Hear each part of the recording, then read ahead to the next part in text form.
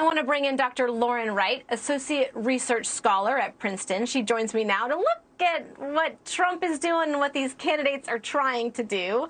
Lauren, thank you so much for joining us. You know, we've talked about this in elections prior.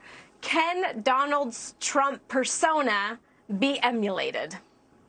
So I think it's very difficult. And I think one of the problems is if dominance is macho, if winning is macho, it very well may be a case that the winning candidate, the one that's dominating in the polls head and shoulders above everyone else, is seen as more masculine. I would believe that more than I would believe that it's some sort of nebulous combination of factors dealing with masculinity that made Trump win in the first place. I think, you know, he's an entertainer. I wrote a book about how his celebrity status really propelled him through the primary in 2016. He's got a lot going for him besides the macho-ness. So that would be lower on my list than perhaps some people.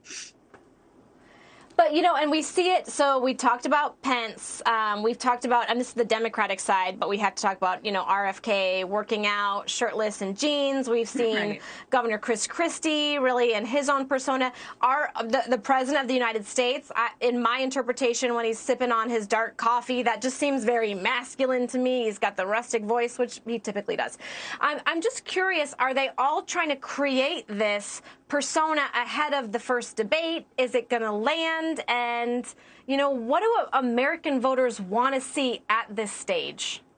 Well, authenticity and relatability drive a lot of these decisions. Candidates just try to humanize themselves. And then if you're someone like Trump, who's already universally known and became famous on, you know, a reality television show where people felt they got a real glimpse of his personality, you're going to have an advantage. But for these other candidates, they think, you know, sports are relatable. Maybe I can bring some people in with that. A lot of people drink coffee. A lot of what drives these decisions is trying to make candidates look like normal people. And you're absolutely right. Sometimes they miss the mark. It doesn't seem genuine, and that can end up backfiring. So it's a very careful tightrope walk, and many of them fail at it.